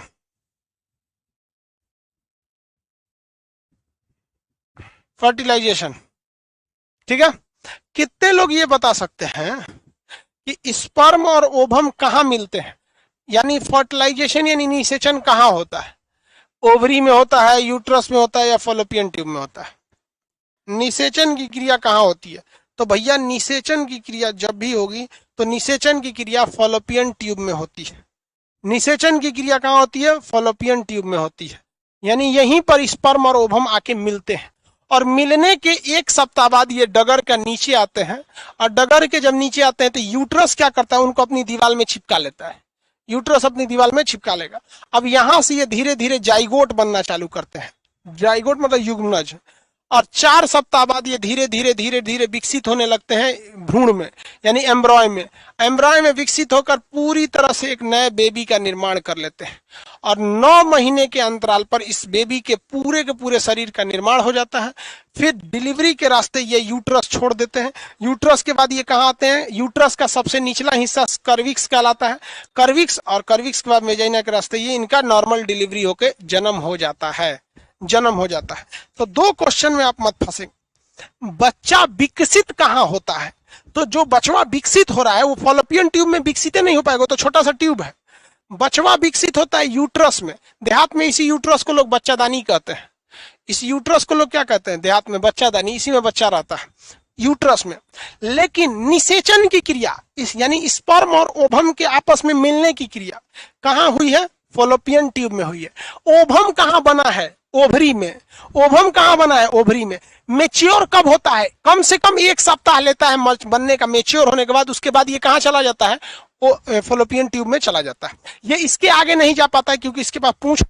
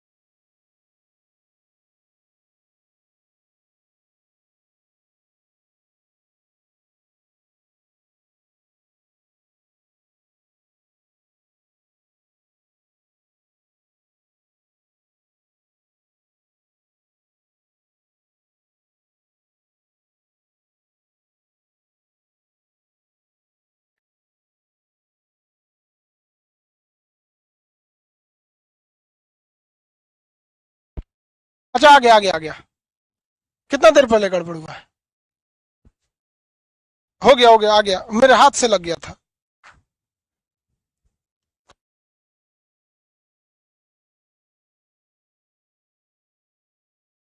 चल, थोड़ा सा मेरे हाथ से माइक गड़बड़ निकल गया था। तो महिला को एजुकेशन देना ही सबसे सही रास्ता है, वरना हम दो हमारे दो करते रह जाएंगे, किसी काम का नहीं रहेगा। इसलिए जनसंख्या को कंट्रोल करने का सबसे सटीक और एक ही उपाय है कि आप महिला को एजुकेशन दीजिए।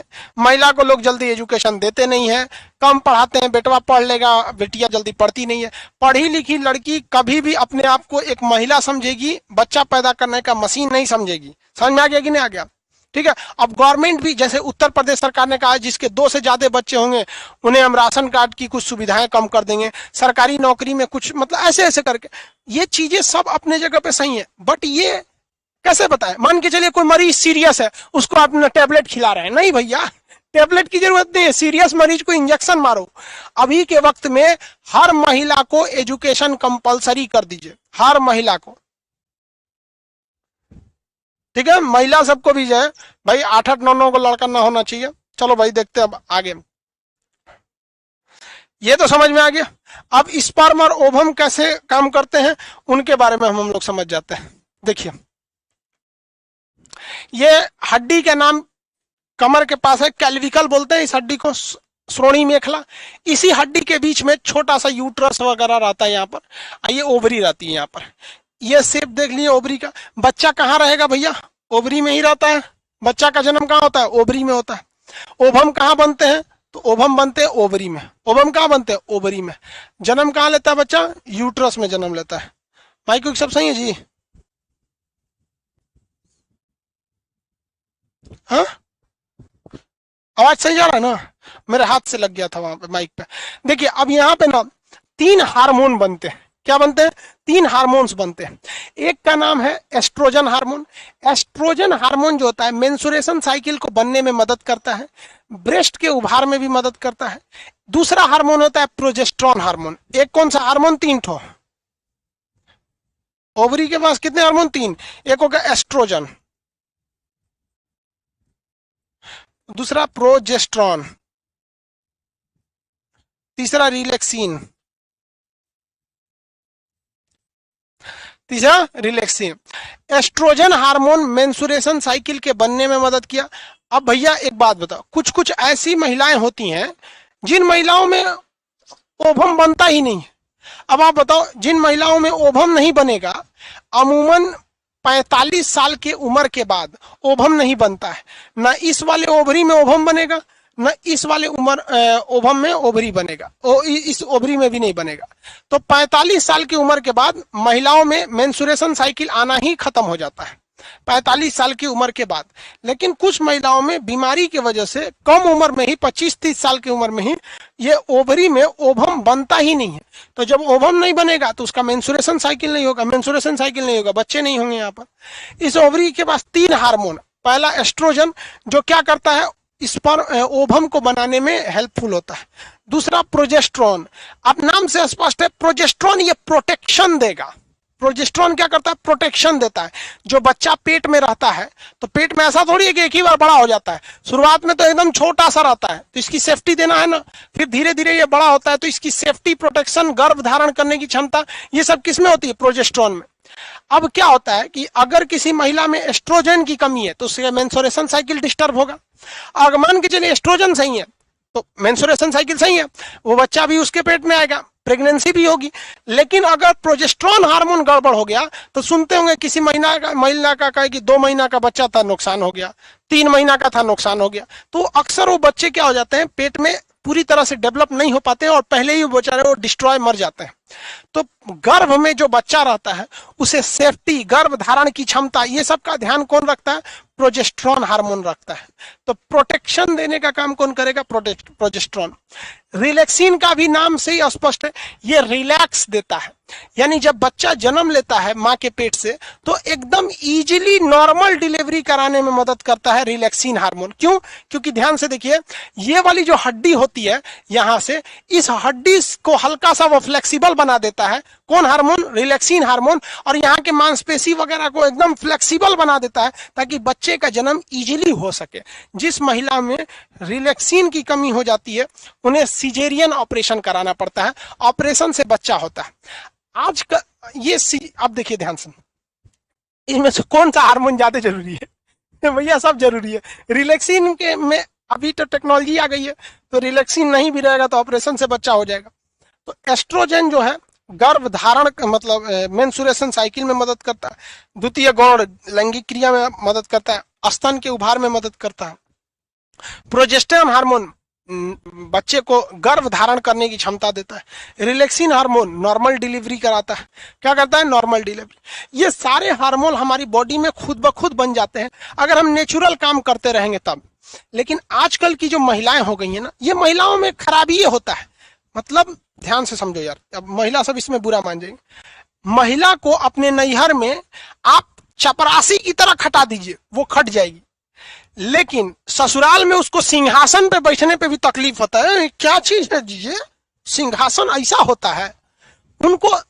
आपको अगर यकीन नहीं हो तो आप शादी ब्याह जब होगा तो आप अपने घर से अपनी पत्नी को उसके नैहर ले जाइएगा, देखिएगा ये इतना डिस्टेंस तय करने के बाद जैसे नैहर उतरेगी खूब हंसी खेलेगी, फलनिया से बतियाएगी, इनसे बतियाएगी, कूद कूद के काम करने लगी, मम्मी कैसी हो, बहन कैसी हो, और सहेली कैसी हो छत पे देख लेगी हमारा पहिलका वाला कैसा है, सब देख लेगी, एकदम हरिहरा के रहेगी। लेकिन वही महिला को अगर आप नैहर से इतना ही दूरी तय करके अपने घर लाएंगे तो घर में उतरते उसका पहला रिएक्शन, अरे कमर दर्द कर गया, अरे भाई थक गए पूरा, अब आराम करेंगे। ये ससुर इतना ही इतने डिस्टेंस तय करके गई थी तो अच्छा पूरा कूद रही थी, छटक रही थी, और वह तय करके वापस ससुराल में आई तो कमर दिखा गया। आजकल की महिलाएं सब मतलब प्रेग्नेंट होती हैं सब तो कुछ कमवे नहीं करती हैं, न खाएगी सब, न कमेंगे, बैठल रहेंगे सब, तो लड़कों भोदय पैदा हो जाता है। अरे माँ के पेट में जब बच्चा पल रहा है ना तो उसको उसी वक्त में तकलीफ देखना है, माँ को काम करते हुए देखना है। तो उसको थोड़ा बहुत इधर उधर होगा ना तो लड़का बचपने से पता है उसको कि हमको भाई पैदा होने से पहले ही हमको खट खुट कुछ कुछ लगते रहता था, चोट वोट, माँ मेहनत करती थी तो उसको तकलीफ होते रहता था। बच्चा जब पेट में रहता है तो वो एक झिल्ली में बंद रहता है, इस इम्यूनियोटिक सैक में, तो माँ थोड़ा बहुत काम करेगी, मतलब रोटी सानेगी, ई ना कि एक बार होकर पोलदार ऐसा उठाए खाती दे दो, बहुत एक्सेस लोड नहीं, बट नॉर्मल काम करेगी, सीढ़ी चढ़ेगी वो, तो इस बच्चे को भी असर आएगा। तो इसका बॉडी ये सब चीज समझ जाएगा कि भैया हमको अभी ट्रेनिंग है, पैदा होते हमको एकदम तगड़ा रहना है। लेकिन आजकल की महिला, हम प्रेग्नेंट है ना, हाँ हमको एनएसजी कमांडो की सुरक्षा दिया जाए, हम कोई काम नहीं करेंगे, 72-74 को नौकर लगा दीजिए यहाँ पे। सच प्रधानमंत्री के बंगला में ना चल जाओ तो उतना सुविधा खोजते हैं, सब लगता है जैसे प्रधानमंत्री हैं लोग यहाँ पे। तो उतना लड़का सब क्या है, माँ के पेट में है, ना तकलीफ देखा, ना बुखार देखा, ना मेहनत करते देखा, पैदा होगा तो वही लुलुआ जाएगा, तो इनसे दौड़ा दीजिएगा तो हाँफ जाएगा, तो इनसे खिला दीजिएगा, बाबू बाबू हाथ गोड़ उठाइए तो हाथ उखड़ जाएगा, भोदा हो जाता है लड़का सब। तो आजकल ना जो महिलाएं जिसको नहीं पता है वो एक जनरेशन के साथ खिलवाड़ कर रही है, जिंदगी भर इसकी इम्यून सिस्टम कमजोर रहेगी, बात बात पर बेचारा तबीयत खराब होगा। वही गांव देहात का लड़का को देखिएगा ना, नहीं बीमार पड़ता है सब। गांव का लड़का जितना मेहनत करता है ना उतना दिल्ली मुंबई सीबीएसई वाला लड़का सबको लाएंगे तो बेचारा सब हाँफ जाएगा, क्योंकि वो पेट में ही देखा हुआ है। तो ये एस्ट्रोजन, अब इसमें कई तो चीज क्या होते हैं, नॉर्मल डिलीवरी आजकल लड़कों में नहीं हो पाता है। रीजन क्या है? देखिए, बच्चा जो माँ के पेट में रहता है तो वो एक झिल्ली में बंद रहता है, इस झिल्ली को कहते हैं इम्यूनियोटिक सैक। 10 बार बोलिए मेरे साथ, इम्यूनियोटिक सैक, सैक माने बोरा, इम्यूनियोटिक सैक। बच्चा जब माँ के पेट में रहता है तो उसे क्या कहता है? इम्यूनियोटिक सैक बोलते हैं। उस झिल्ली को क्या कहा जाता है? इम्यूनियोटिक सैक। एक टेक्नोलॉजी आती है इम्यूनियोसेप्टोसिस, उसमें क्या करता है, अल्ट्रासाउंड से देख लेता है कि लड़का है कि लड़की है। देख रहे हैं कितना मस्ती से सोया है। ये बहुत सीधा होगा, ये पैदा होगा तो बहुत सीधा होगा जरूरत से ज्यादा। जो लड़का खचरा होता है सब ना, दिमाग का जो बहुत तेज लड़का होता है सब, वो माँ के पेट में अस्थिर रहबे नहीं करेगा सब। ये झिल्ली का नाम होता है इम्योटिक सैक। इसमें ये प्लेसेंटा, देखिए गर्भनाल से नली दिख रहा है, ये गर्भनाल, गर्भनाल से इसको अपनी माँ से कनेक्शन रहता है, न्यूट्रिशन वगैरह सब चीज पोषण वगैरह इसे मिलते रहता है, मस्त है एकदम। लेकिन कोनो कोनो का दिमाग बहुत चंचल रहता है, तो पेटवे में ना हाथ भाईने लगता है, उस माँ को ना उसके दर्द करने लगता है, पेटवे में उसे पैर और सीधा करने ना अंगड़ाई लेने लगता है, ऐठेगा सब यहाँ पे, तो उस सब पेटवे में नौटंकी करता है सब। कबो कबो सोच रहा है इतना कचरा होता है सब कि ये जो गर्भनाल है वो हाथों में फंसा लेता है सब। तो ऐसे कोई घबराने की जरूरत नहीं है।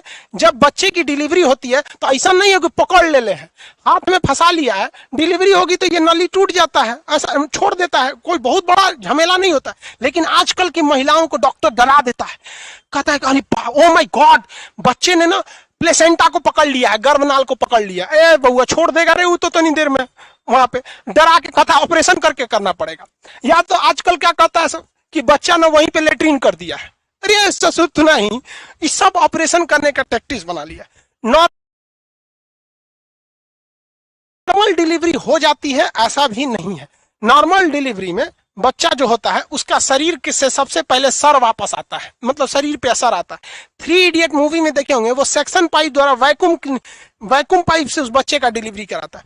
तो अमूमन जितने बच्चे होते हैं उनका सर क्या होता है, पहले बाहर आता है। ऐसे बच्चे को कहते हैं सीधा पैदा हुआ है, कोनो कोनो का शायद पैर बाहर आ जाता है तो उसको कहते हैं लोग उल्टा पैदा हुआ है, हाँ? कोनो कोनो उल्टा पैदा होता है। तो कभी कभी क्या होता है ना, गर्दन में मोच आ जाता है, गर्दन में नहीं सीधा होता है, तो आदमी गांव में खोजता है कौन उल्टा पैदा हुआ तेरे, और उससे आदमी झरवाता है, कहता है मैं लात चला दो तो तनी तनी पैर धीरे धीरे रख देता है ना, तो गर्दन ठीक हो जाता है। भाई गांव में बड़ी बड़ी प्रचलन है ऐसा चीजों का। तो अमूमन जो बच्चा होता है, ध्यान से देखिए, बच्चा माँ से किससे जुड़ा रहता है, तो प्लेसेंटा से। गर्भनाल हो गया, ये प्लेसेंटा से जुड़ा रहता है, इसी से वो सारे न्यूट्रिशन वगैरह माँ से वो लेते रहता है। ठीक है, अब यहां समझ में आ गया। जब तक ये प्लेसेंटा जुटा रहता है इससे, ध्यान से समझिएगा, पहले जो झिल्ली में रहता है उस झिल्ली का नाम बताइए क्या, इमियोटिक सैक। गाय जब बच्चा देती है या बकरी जब बच्चा देती है तो देखिएगा इमियोटिक सैक में से बच्चा रहता है, उसके शरीर पे इमियोटिक, तो माँ गाय की या बकरी की जो माँ होती है चाट चाट के उस झिल्ली को हटाती है, उसके शरीर से उस झिल्ली को क्या कर देती है, हटा देती है झिल्ली को, फिर बचवा धीरे धीरे खड़ा होता है। तो माँ जो होती है जब जन्म देती है तो ये इमियोटिक सैक इस बच्चा को बताता है कि रे बकलवा, चिल्लाना नहीं, अभी सांस ओस नहीं लेना है तुमको, हम सारा चीज तुमको इधर से सप्लाई दे रहे हैं, हल्ला हल्ला नहीं करना है तुमको कुछ भी। तो ये बचवा कुछ हल्ला नहीं करता है। लेकिन जैसे इस बचवा को पैदा होकर बाहर आता है शरीर के बाहर, और नर्स इसको काट देती है, नर्स क्या करती है, इसको काट देती है। इसको क्या करेगी नर्स, पहले इसमें एक चिमटा लगा देगी, क्या करेगी, एक चिमटा इधर लगा देगी, एक चिमटा इधर लगा देगी, दोनों का कनेक्शन कट गया, इसको काट देगी। जैसे कनेक्शन कटता है इस ससुरा, इसके अंदर ये स्टार्ट हो जाता है, ये कनेक्शन कट गया, मतलब इसकी बॉडी को इंफॉर्मेशन आ गया कि बेटा आज के बाद तुम्हें ही सब कुछ करना है, अब तुम रो, जितना जल्दी रो तुम्हारा फंक्शन उतना जल्दी चालू हो जाएगा। तो उसको उल्टा करके पीटा जाता है, चट चट, तो क्या चिल्लाते लगते, देखते छोटका बच्चा अजीब रहेगा, क्या अजीब ही चिल्लाता है, उसको रोने भी नहीं आता है, तो क्या जैसे चिल्लाएगा। अब कब चिल्लाएगा, उसका ये गर्भनलवा काट दिया जाता है, प्लेसेंटा काट दिया जाता है चिमटा से, और उसको बांध के रख देता है। एगो छोटा सा पाउडर आता है जॉनसन बेबी का, इतने चुके पे छिड़का जाता है देहात में, 15-20 दिन बाद उझड़ जाता है ना जी नलिया, तो नाल, उसका जो नाल है इसको डॉक्टर क्या करता है, देहात में तो लड़का घर ही हो जाता है। हम लोग तो कोई दिक्कतें नहीं हुआ, हम मम्मी से पूछते अपने की मम्मी हम ऑपरेशन से हुए थे, कहीं नॉर्मल, हम लोग तो शाम को खाना बना रहे थे ऐसे नॉर्मल हो गया। हम लोग को देखिए कोई टेंशन नहीं दिए अपने मम्मी पापा को। आजकल का लड़का ससुरा खचरा हो गया है, पैदा होते साला टेंशन दे रहा है एकदम नॉर्मल हो जाते हैं। पहले जमाना का लड़का आजकल का बहुत खचरा हो गया है, ध्यान से समझिए। तो ये जो गर्भनाल होता है, ये गर्भनाल को क्या किया, काट के फिर बच्चे में से बांध दिया जाता है, 10-15 दिन बाद वो अपने से सूख जाता है। तो देहात में कहा जाता है इसको ना कहीं ले जाके खेत में गाड़ देना चाहिए, चुपके से कोई देखे नहीं, वरना देख लेगा तो ये उसका ब्लूटूथ कनेक्शन है, इस पे टोना जादू करेगा तो लाखों को टोना जादू हो जाएगा। ये सब कुछ नहीं होता है, देहात में से बोला जाता है। तो ध्यान से समझिए, बच्चा किससे जुड़ा रहता है? इमियोटिक सैक से जुड़ा रहता है। यानी शुरुआत के बच्चा जब तक 6 महीना रहता है, उसका जो नाभि होता है ना, नाभि धोड़ी, वो बहुत सेंसिटिव होता है। इसलिए बच्चा का जब पेट दर्द करने लगे ना, बाप बाप चिल्लाता है, पेट दर्द करता है, तो हींग जो होता है ना, हींग को पानी में, चम्मच में पानी लेके उसमें हींग भिगा देते हैं लोग, और हींग के पानी को क्या करते हैं, बच्चे के नाभि पे ऐसे, ढोड़ी पे ऐसे लगा देते हैं, क्योंकि वो बहुत सेंसिटिव होता है और अंदर पेट को उसको क्या हो जाता है, रिलीफ हो जाता है। ये देहाती टोटका होता है, देहात में ऐसा किया जाता है, शहर वालों को पता नहीं है कि नहीं, पता होता है कि नहीं सब। तो ऐसे बच्चा होता है, समझ में आ गया कि नहीं आ गया? किसी को कोई दिक्कत? बच्चा की झिल्ली में होता है इमियोटिक सैक। माँ से किस नली द्वारा जुड़ा होता है? प्लेसेंटा द्वारा, गर्भनाल द्वारा। बच्चे का जन्म होते समय क्या शरीर से सबसे पहले बाहर क्या आता है? उसका सर बाहर आता है। समझ में आ गया? किसी को कोई दिक्कत नहीं? चलो भाई, अब बच्चा एक ही बार में इतना बड़ा तो हो नहीं जाता है। कैसे भैया, समझो ध्यान से। एक ही बार में बच्चा ऐसे थोड़ी हो गया, डिलीवरी हो गया। यहाँ पे ये है स्पर्म, स्पर्म का ये एक्रोसोन यानी मुंह जो होता है, और ये उसके पीछे लगा हुआ है, ये माइटोकांडिया है, ये उसका पोंछ है। स्पर्म का पोंछ के रास्ते ये भागता है, ये ओवम है। अब आप बताओ भाई, ध्यान से समझो, मानव में तो मेल भी आ जाएगा, फीमेल भी आ जाएगा। तो मानव में यानी फीमेल में, मानव में फीमेल भी आएगी। सबसे बड़ी कोशिका तो ओवम, सबसे बड़ी कोशिका ओवम, और सबसे लंबी कोशिका तो तंत्रिका कोशिका, तंत्रिका कोशिका। ओवम सबसे बड़ी होती है। ओवम जो होता है, इसके अंदर न्यूक्लियस पाया जाता है। इसी को पता है कि कैसे कैसे हमें बच्चे को बड़ा बनाना है। और same to same ovum, sperm के भी खोपड़िया के अंदर एक क्या पाया जाता है? न्यूक्लियस पाया जाता है।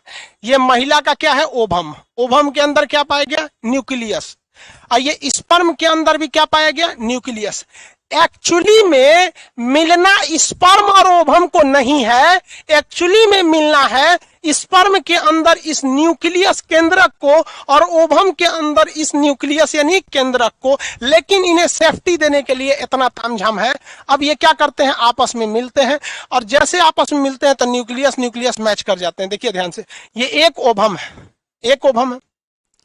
ओवम की एक खराबी या अच्छाई जो कह लीजिए, इसकी बाहरी परत को बहुत सख्त होती है। इसकी बाहरी परत, स्पर्म उसको मतलब अंदर नहीं प्रवेश कर सकता। इसे हम लोग जो कोरोना रेडियोटा कहते हैं। कोरोना रेडियोटा, कोरोना रेडियोटा की खासियत है कि ये एक ही स्पर्म को अंदर जाने देगा। एक स्पर्म जैसे एंट्री मारेगा, ये पूरी तरह से ब्लॉक हो जाएगा। कोरोना रेडियोटा जो है ये वाला, ये कितने स्पर्म को जाने देता है? केवल और केवल एक। दो कभी एंट्री नहीं कर सकते। तो इतना सब जो आए हैं सर एंट्री करने के लिए, इसमें से एंट्री कितना करेगा ये बताओ भाई? इसमें से एंट्री करेगा केवल और केवल एक। इसमें केवल और केवल एंट्री कौन करेगा? एक। जैसे एक एंट्री किया ब्लॉक हो जाता है।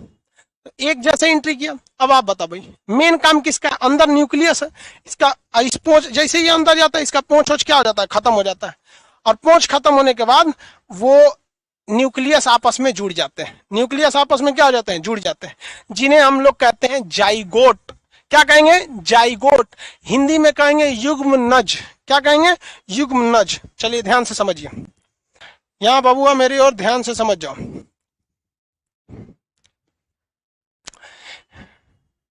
ये स्पर्म है और ये ओवम है, ये ओवम। इन दोनों को हम लोग कहते हैं गैमेट। ये किसमें पाया जाता है? मेल में। और इसे भी कहते हैं गैमेट। ये किसमें पाया जाएगा? फीमेल में। गैमेट उस चीज को कहते हैं जो जोड़ा बनाने के लिए घूम रहा होता है।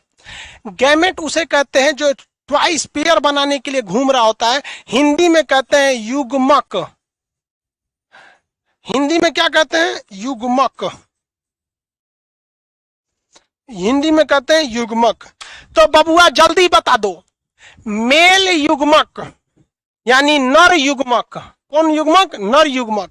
किसे कहेंगे? तो स्पर्म को कहेंगे। नर युग्मक किसे कहते हैं? तो स्पर्म को कहेंगे। स्पर्म को क्या कहा जाएगा भाई? नर युग्मक। स्पर्म को क्या कहा जाएगा?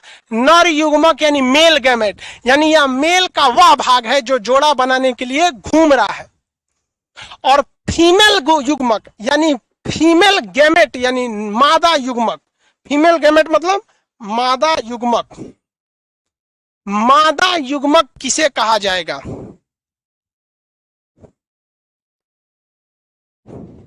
मादा युग्मक किसे कहा जाएगा?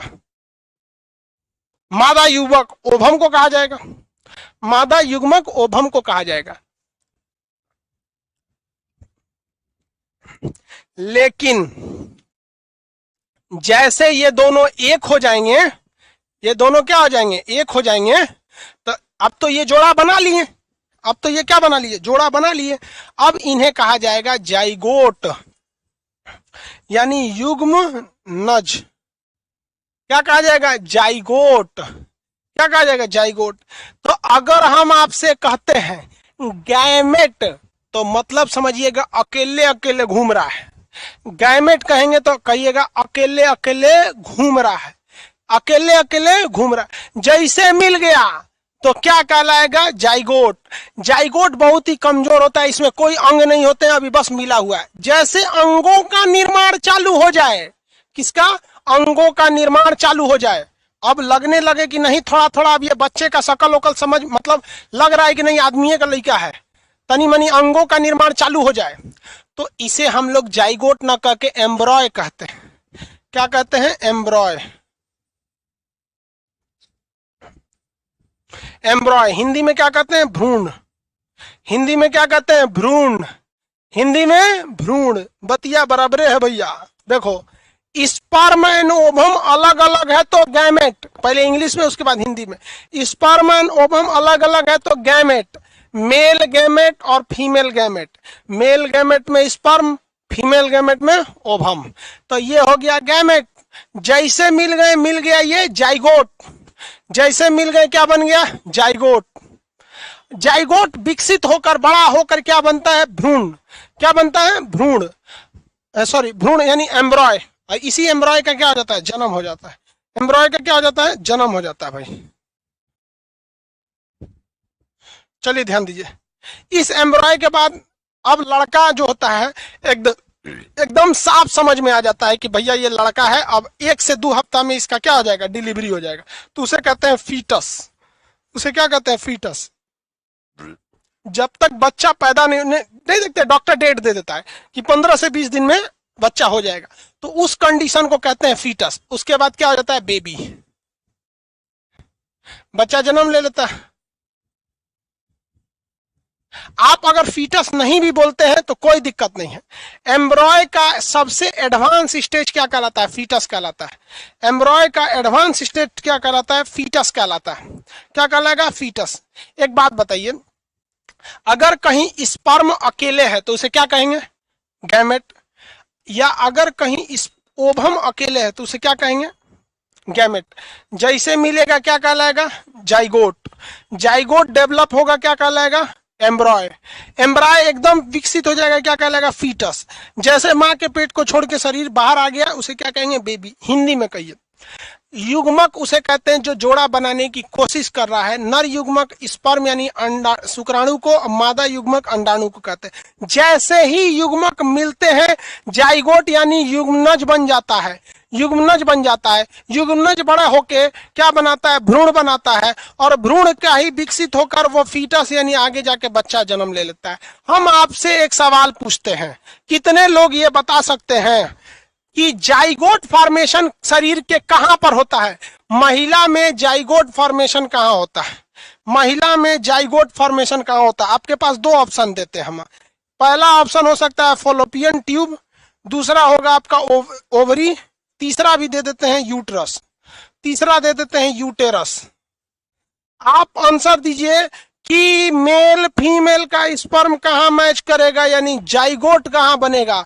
जहां जाइगोट बनता है उसी क्रिया को निषेचन यानी फर्टिलाइजेशन कहते हैं। जाइगोट कहां बनेगा? बैटरी है? नहीं, पूरा फुल चार्ज है बैटरी। जाइगोट कहां बनेगा? जाइगोट बनेगा चैट तो नहीं रहने दीजिए, चैट बंद है। खोलिएगा तो फिर इन सबको बैक जाना पड़ेगा। हम ही बता देते हैं। देखिए ओवरी में तो ओवम बनता है, यूट्रस में तो बच्चा जन्म लेता है, बड़ा होता है। ये कहाँ होता है? फॉलोपियन ट्यूब में। कहाँ होता है भैया? फॉलोपियन ट्यूब में, याद रखियो, फॉलोपियन ट्यूब में। चलो अब बात करते हैं इसकी, भ्रूण कहाँ रहेगा? तो भ्रूण फॉलोपियन ट्यूब को तो छोड़ देगा, क्योंकि फॉलोपियन ट्यूब में केवल और केवल निषेचन की क्रिया होती है। भ्रूण का विकास, बच्चे का विकास यूट्रस में होता है। भ्रूण यानी बच्चे का विकास यूट्रस में होता है। भ्रूण यानी बच्चे का विकास कहाँ होता है? यूट्रस में। तो ये हो गया फॉलोपियन ट्यूब में। और ये कहाँ होता है? यूटेरस। यूट्रस गर्भाशय में होता है, गर्भाशय में होता है। बच्चा जन्म ले लिया, देखिए ध्यान से, ये क्या है भैया? Zygote. Zygote formation Fallopian tube. ये क्या है? एम्ब्रॉय, यूट्रस। एम्ब्रॉय में एकदम विकसित, डॉक्टर डेट दे देता है कि बच्चा जन्म लेने वाला है। फीटस, फीटस भी यूट्रस में ही होता है। बेबी जन्म ले लिया, कहाँ कहाँ चिल्लाएगा ये, समझ में आ गया? किसी को कोई दिक्कत? कोई दिक्कत नहीं।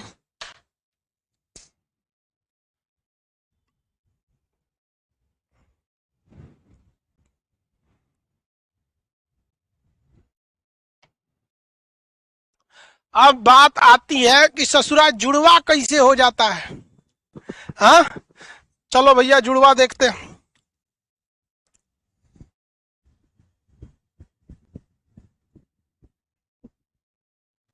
जुड़वा समझने से पहले कुछ चीजों को हमें ध्यान से देखना पड़ेगा। जुड़वा समझने से पहले हमें कुछ चीजों को ध्यान से देखना पड़ेगा। उन सारे चीजों को हम आपको समझा देते हैं जुड़वा समझने से पहले।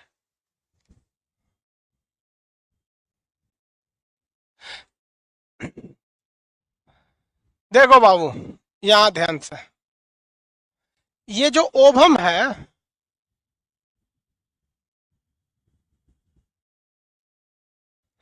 ये बताओ भाई, ये ओवम बनता कहाँ है?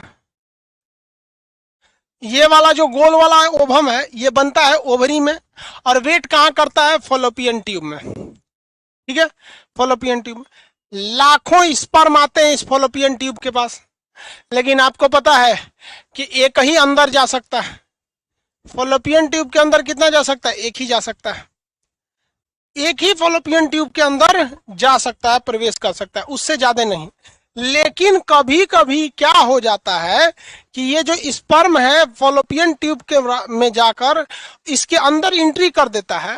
एंट्री करने के बाद इसके न्यूक्लियस से मिल जाता है, लेकिन पता नहीं किस कारण से, जिसके बारे में आज तक कोई वैज्ञानिक पता नहीं कर पाए, कि स्पर्म का न्यूक्लियस ओवम का न्यूक्लियस आपस में मिल जाता है, बड़ा होने लगता है, लेकिन किसी कारण बस ये टूट जाता है। किसी कारण बस ये टूट जाता है, जिससे कि शरीर में दो दो बच्चे जन्म लेने लगते हैं। तो सेम चीज होता है, कोई दिक्कत नहीं है, नॉर्मल बच्चे की तरह। लेकिन आगे जाकर इस जाइगोट के अंदर न्यूक्लियस दो भागों में क्या होने लगता है? टूटने लगता है, और दो बच्चे का जन्म होने लगता है। तो इस कंडीशन में इसे क्या कहेंगे हम लोग, कि जब कभी भी एक स्पर्म और एक ओवम, कितना स्पर्म देखिए ध्यान से, एक स्पर्म यहां दिख रहा है आपको,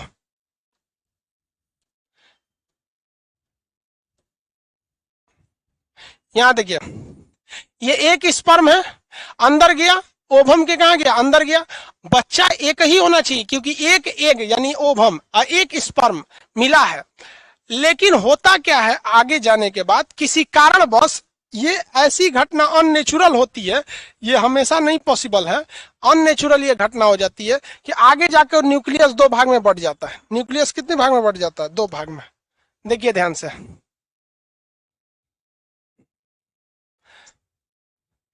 एक ही स्पर्म था, एक ही ओवम था, लेकिन यूट आगे जाके दो भाग में बढ़ जाता है। आगे जाके क्या बढ़ जाता है? दो भाग में बढ़ जाता है।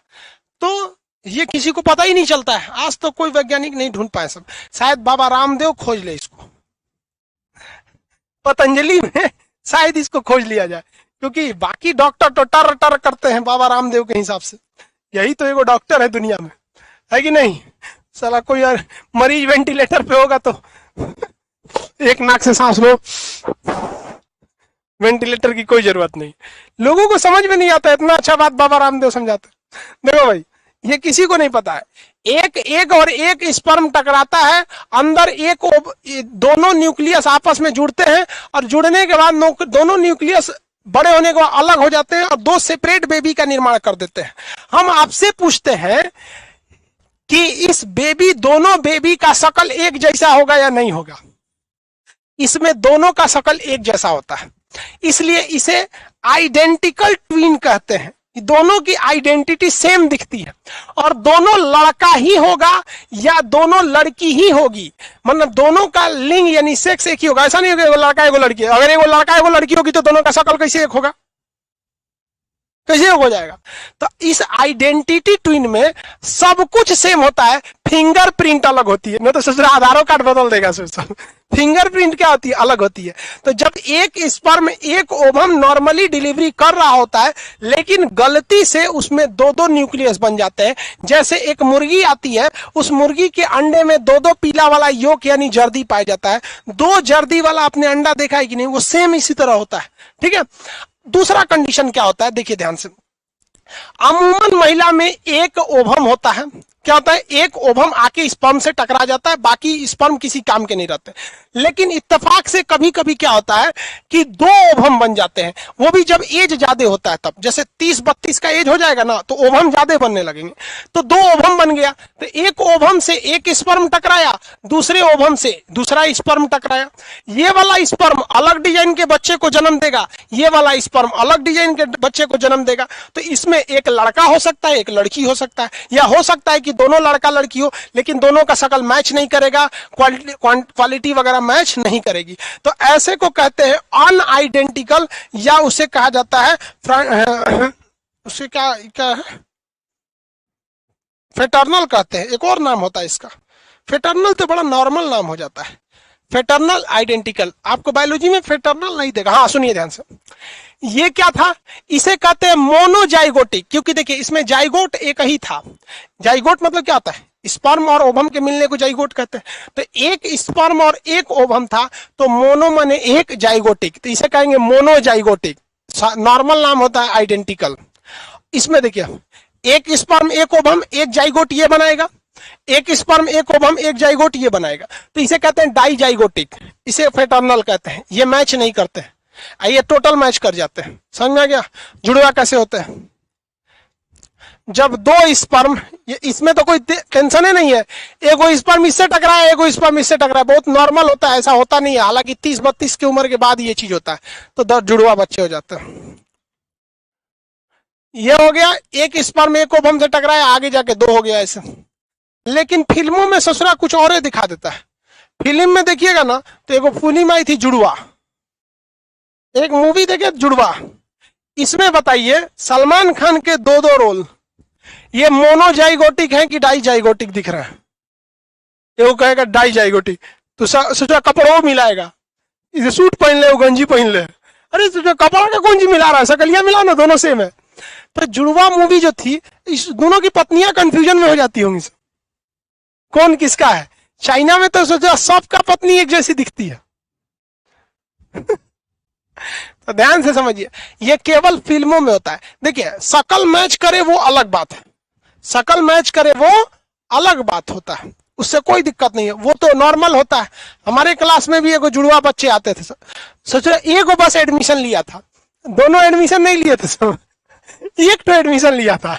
उस फोटो भी सेम, सब कुछ सेम था, सब आवाज वगैरह सब सेम। वो मोनोजाइगोटिक यानी आइडेंटिकल। लेकिन फिल्मों में क्या दिखाता है कि इसको दर्द होगा तो इसको भी दर्द होने लगेगा, ये झुलवा में पलटी मारेगा तो ट्रेन की पटरी पे पलटी मार देगा, ये उसको फाइट चलाएगा तो ये भी फाइट चलाएगा। तो अरे भाई साहब, ये इसको पटाएगा तो वो भी अपने सामने किसी को पटा लेगा। मतलब यार कुछ भी कर देता है सर। वो फिल्मी दुनिया होती है, उसको साइंस से कोई मतलब नहीं होता है, वहां कोई ग्रेविटेशन रिप्रोडक्शन वही सब काम नहीं करता है। तो जुड़वा कैसे होते हैं आप समझ गए? ठीक है, जुड़वा समझ में आ गया ना? मोनोजाइगोटिक और डाइजाइगोटिक। एक तो दू को चिंकी मिंकी करके एगो कोनो यूट्यूब पर आती रहती है, सब चक्कर पकड़ करती रहती है, डांस बहुत अच्छा करती है। मतलब वो अब सबका अपना अपना एक कला होता है। दो ठो लड़की हैं सब, देखिएगा चिंकी मिंकी करके, वो दोनों क्या है, सब मोनोजाइगोटिक है सब, दोनों का शकल एक जैसा है, दोनों मतलब हर जी कपड़ों एक जैसा पहनती है सब। तो कभी कभी तो ऐसा लगता है जैसे मिरर के सामने आगे पीछे कर रही है सब। तो वो कैसे है सब, डाइजाइगोटिक है, मोनोजाइगोटिक। अगर वो डाइजाइगोटिक रहती तो दोनों का शकल अलग अलग मैच नहीं करता। चिंकिया मिंकी नाम है ना जी, तो कोनो कहेगा गलत पढ़ा रहे हैं। एक से एक रहता है, जुने का पढ़ने होने का कोनो काम नहीं ना, सीधे कहेगा गलत पढ़ा रहे हैं। अरे यार गलती।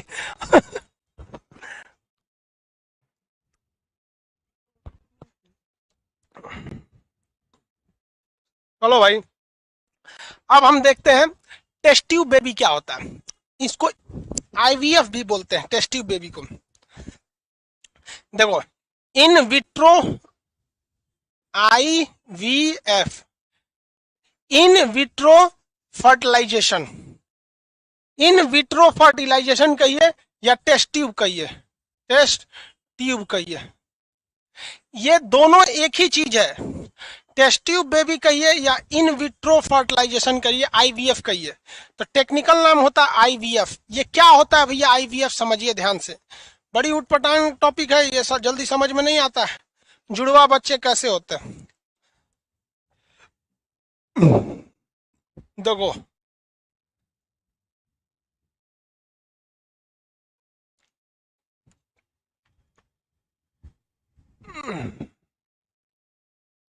जुड़वा बच्चे कैसे होंगे समझिए ध्यान से।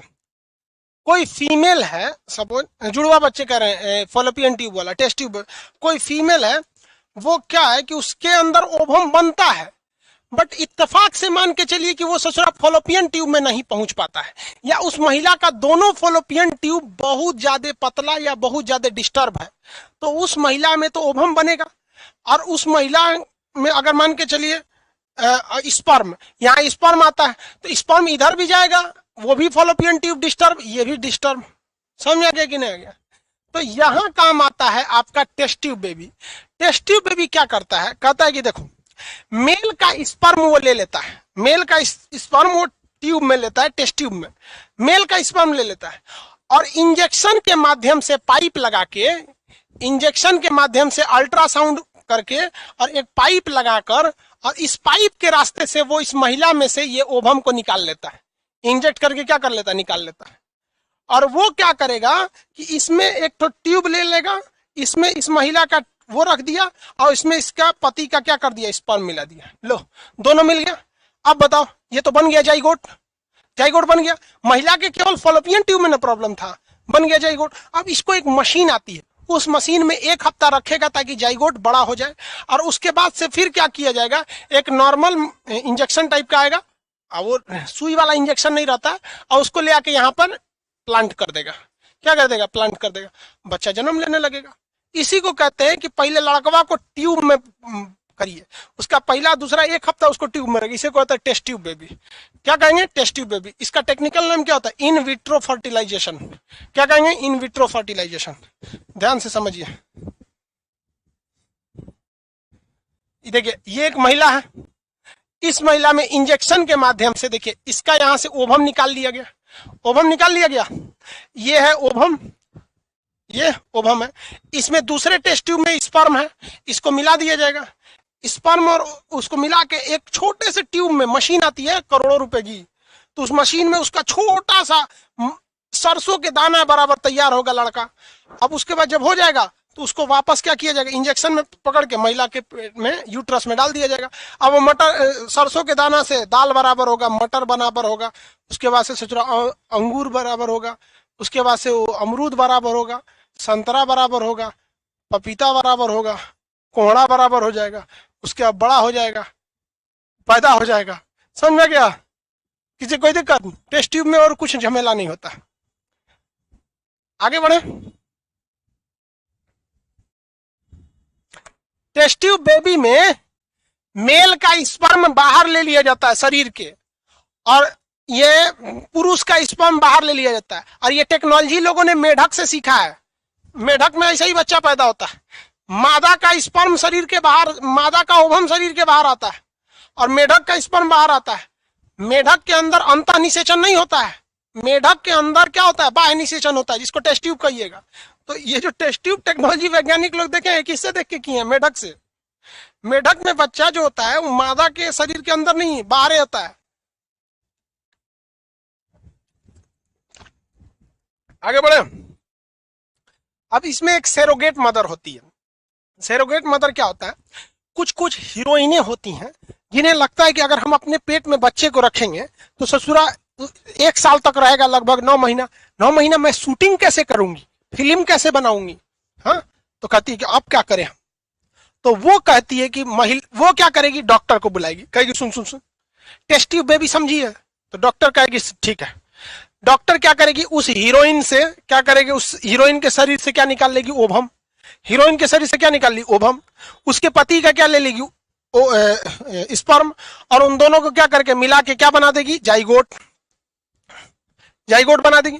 लेकिन जब ये जाइगोट बन गया तो उस हीरोइन को ही ना पेट में डाला जाएगा ताकि वो मां बन सके। तो हीरोइनिया कहती ना ना, हम शूटिंग कैसे करेंगे, इसमें ओवम मेरा है, स्पर्म मेरे पति का है। अब आप कोई ऐसी गरीब महिला खोजिए जो पैसे के लिए मेरे इस जाइगोट को अपने पेट में 9 महीने तक रखे। तो ऐसी गरीब महिला, जो कमजोर महिला है, फाइनेंशियली पैसे नहीं है, उसको लाया जाता है। डॉक्टर इंजेक्शन के माध्यम से उस महिला के पेट में इस बच्चे को डाल देता है, वो सरसों के दाना बराबर।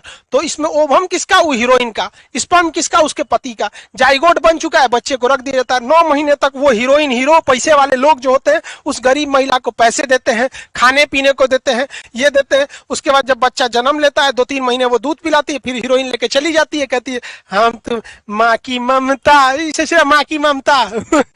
यही से देखते हैं हीरो हीरोइन, कोनो कहीं मरेगा, कोनो कहीं, कोनो नहीं पूछते हैं ससुर नहीं, माँ की ममता। हाँ, वो क्या मानेगी उस माँ को, बच्चे को माँ मानेगी नहीं। अब वो सेरोगेट मदर, इस सेरोगेट मदर में सबसे ज्यादा उड़ीसा की होती हैं, क्योंकि गरीबी वहां ज्यादा है और इस पर अभी कोई कानून नहीं है। क्यों, क्योंकि मान के चलिए उस सेरोगेट मदर ने अपने पेट में दूसरे के बच्चे को जन्म दिया, बढ़ाया, पता चला बच्चा विकलांग हो गया, अंधा पैदा हो गया, वो कह देगी हीरोइन हम नहीं रखेंगे, तो लड़का कहां जाएगा, समझ में गया। या फिर मान के चलिए बच्चा को, उस सेरोगेट मदर ने बच्चे को जन्म दिया और जन्म देने के बाद किसी ज्योतिष ने बताया कि ये भारत का प्रधानमंत्री बनेगा, तो कहेगी हम ना देते के अपने पास रखेंगे। तो अभी इस पे एक कानून बनेगा। हालांकि सेरोगेट मदर जो सबसे ज्यादा रिस्क लेती है, अपने बच्चे को पेट में रखती है, उसको बहुत कम पैसे मिलता है, मेन पैसा डॉक्टर ले लेते हैं सब। तो टेस्ट ट्यूब बेबी क्या हो गई, देखो भैया, टेस्ट ट्यूब बेबी में फीमेल से ओवम निकालो, मेल का स्पर्म लो, इसको मिला के 1 हफ्ता में एक जाइगोट बनाओ, फिर उसी महिला में डाल दो। अब कहो कि भैया आप 9 महीना इसको अब अपने पेट में रखिएगा, ये कहलाता है टेस्ट ट्यूब या फिर आईवीएफ कहलाता है। लेकिन सेरोगेट मदर क्या होता है, टेस्ट ट्यूब का ही एक अगला स्टेप होता है। किसी महिला से ये ओवम लिए, उसके पति से स्पर्म लिए, जाइगोट बनाए और किसी गरीब या कोई जरूरतमंद महिला के में डाल दिए, कहें कि बच्चा होगा तो इनको दे देना, हम तुमको पैसा दे, तुम अपना ले जाना, हम लोग कुछ पैसा दे देना, हो जाएगा, खत्म। सेरोगेट मदर हो गया, जुड़वा बच्चा हो गया, टेस्ट ट्यूब बेबी हो गया, रिप्रोडक्शन चैप्टर खत्म।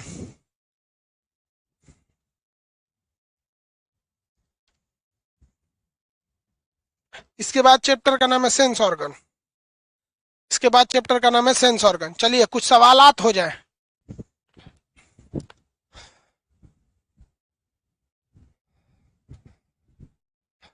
दाढ़ी का निकलना, मूछ का निकलना, गले का भारी हो जाना, ये द्वितीय गौण लक्षण कहलाता है। महिलाओं में द्वितीय गौण असर, आवाज पतला होता है, स्तन निकलने लगते हैं, मेंस्ट्रुएशन साइकिल प्रारंभ हो जाता है।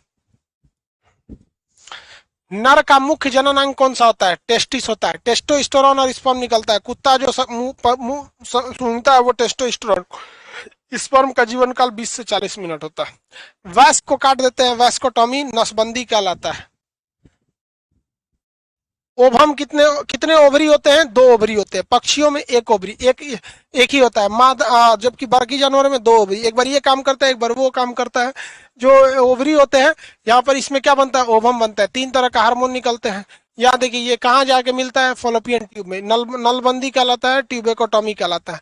जब कभी क्या होता है भाई, निषेचन की क्रिया कहाँ होती है, फॉलोपियन ट्यूब में कहलाती है। ये खराब हो जाता है तो हेस्टेरोटॉमी द्वारा इसे ऑपरेशन करके निकाल दिया जाता है।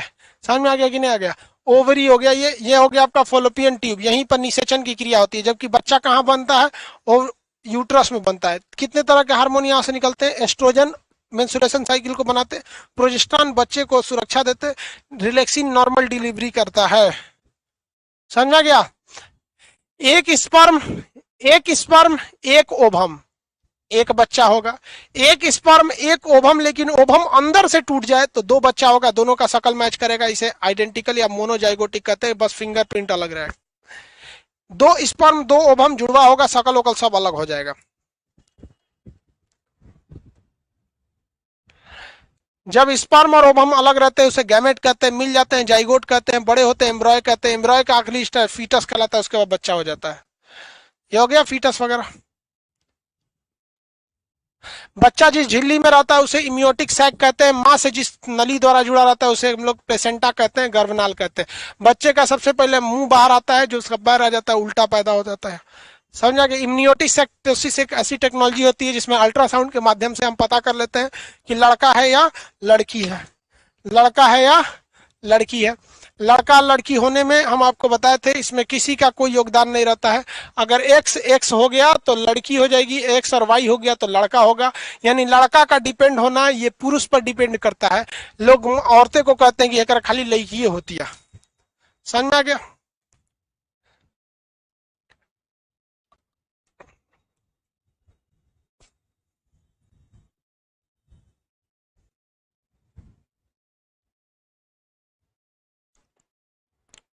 टेस्टी बेबी समझ गया, सरोगेट मदर समझ गया, सब कुछ समझ गया।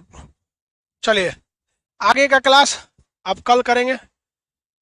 आज के लिए इतना ही। कल ग्लैंड वगैरह का चैप्टर, कल सेंस ऑर्गन वगैरह पढ़ाएंगे, ज्ञानेंद्री।